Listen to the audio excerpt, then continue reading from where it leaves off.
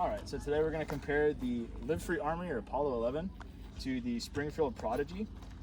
We've got about 1,200 rounds to 1,000 rounds between each handgun. Got to do some side-by-side comparisons for recoil impulse and overall how they're running. Some standalone issues like we've run into immediately with the Live-Free. Running Prodigy mags when empty won't lock to the rear, but feeding wise they run perfectly fine. The Prodigy in the first 250 rounds we noticed failure to feeds and not going into battery, but other than that they've run both pretty flawlessly. The Apollo now is comped with a TLR1. It's a 5-inch. I'm running the 4 1/4 Apollo 11. He's running a 5-inch Prodigy with the comp. I'm running a Vortex CCW TLR1, and he's running Aaron's flared Maxwell. And who makes that comp? Underwood Arms. Underwood Arms. So a little bit different. I'm not in a ported barrel either, so we'll do a little bit of side-by-side shooting, and then we'll do a slow-mo of the recoil impulse, then initial thoughts. So we'll start off side-by-side comparison of the two shooting. For reference, he has comped the 5-inch barrel. I am no ports, no comp, just a 4 1/4. But we'll see how flat they shoot. So we'll go ahead and we'll go bounce back and forth. I'll do a 2, he'll do a 2, and then we'll go back to singles. So go.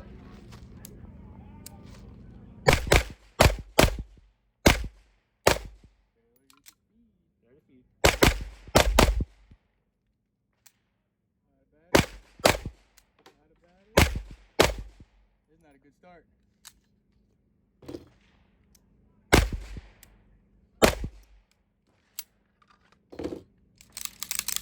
Hold on, let me clear it out. All right, try that again. Nope.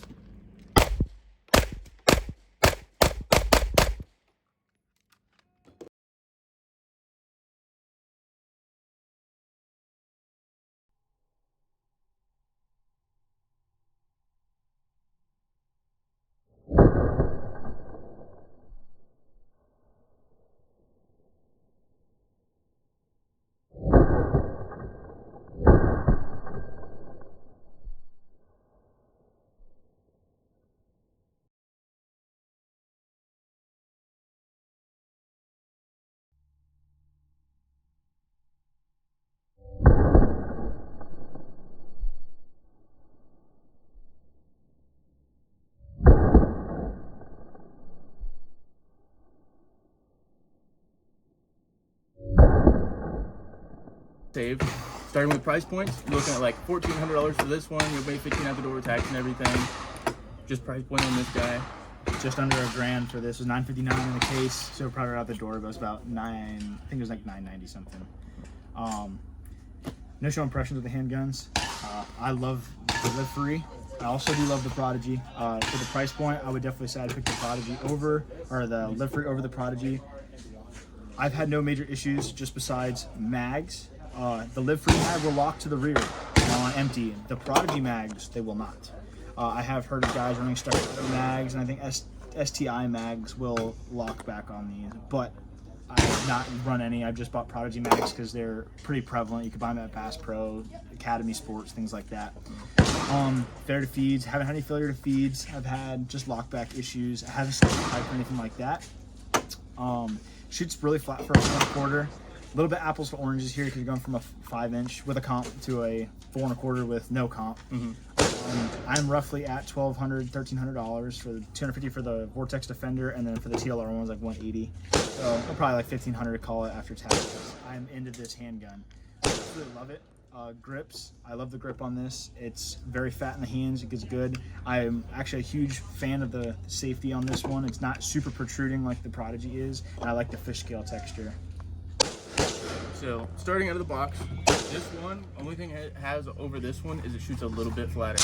However, this one has a better trigger, less slap on the trigger, it has a better grip, and it has a lot better reliability too. This gun needs to be cleaned about every 250 rounds, and it's completely stocked on the inside, so every 250 to 300 you have stovepipe, failure to feeds, it starts getting real dirty and messing up. So yeah. I will say out of the box the Prodigy shoots flatter. I don't know if that's the 5-inch barrel or if that's the 4 1/4, but it shoots flatter. I'm a bigger fan of the trigger on the Live Free. Live Free doesn't have as much of a wall. I mean, it takes a while to get there, I feel like, for 2011, but it's a clean break versus the Prodigy feels a little sloppy.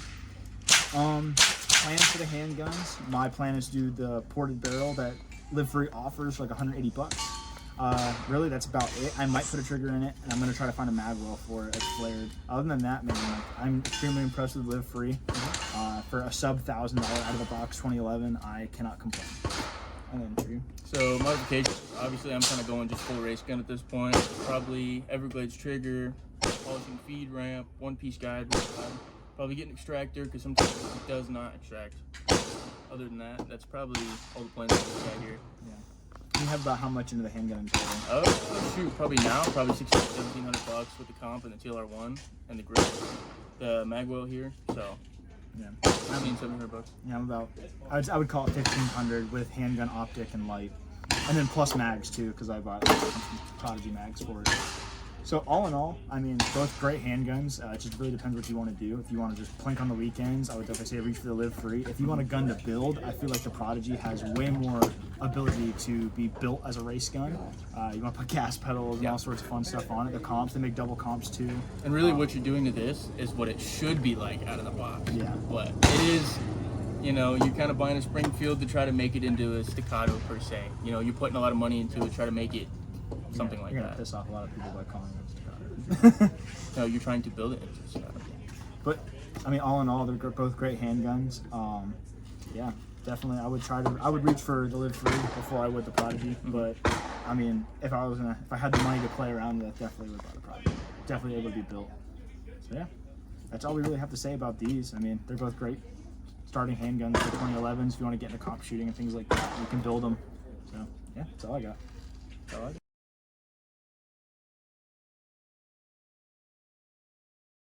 Shooter, you understand the question? I do. Shooter ready? Stand by.